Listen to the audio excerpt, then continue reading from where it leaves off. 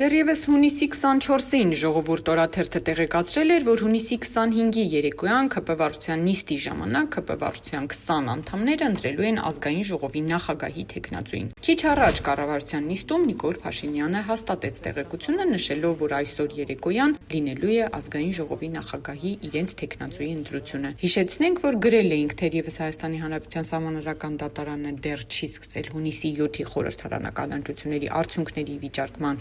գործի քննությունը, իշխանական թիմում արդեն ակտիվ ու բավական թեժ պայքար է ընթանում նոր ազգային ժողովի նախագահի ղեկավարման շուրջ։ Ինչպես նշել էինք, 3 հիմնական թեկնածու կա՝ Ալեն Սիմոնյան, Ռուբեն Ռուբինյան եւ Հայկ Կոնջորյան։ Վարչապետ Նիկոլ Փաշինյանն իր թիմակիցներին արդեն հայտնել է, որ գործադիրի կազմին ու նախարարական նշանակումներին կանդրադառնա հուլիսին, ուստի այս օրերին ՔՊ-ի թիվ 1 օրակարգը ազգային ժողովի նախագահի թեկնածուի ընտրությունն է։ Նախորդ դռնփակ նիստում ավարտվել էր առաջադրումների փուլը եւ այսօր արդեն փակ քվեարկությամբ կորոշվի, թե ով է լինելու իշխող ուժի պաշտոնական թեկնածուն։ Արմլու լրատվականը ներկայացնում է ազգային ժողովի նոր նախագահի ճակատագիրը այսօր երեկոյան որոշելու են ՔՊ վարչության հետևյալ 20 անդամները, իսկ ովքեր են նրանք՝ Նիկոլ Փաշինյանը, Վահագն Ալեքսանյանը, Գևորգ Պապոյանը, Տիգրան Ավինյանը, Նազելի Բաղդասարյանը, Վիլեն Գաբրիելյանը, Արսեն Թորոսյանը, Արմեն Խաչատրյանը, Դավիթ Խուդաթյանը, Հայկ Կոնջորյանը, Հասմիկ Հակոբյանը,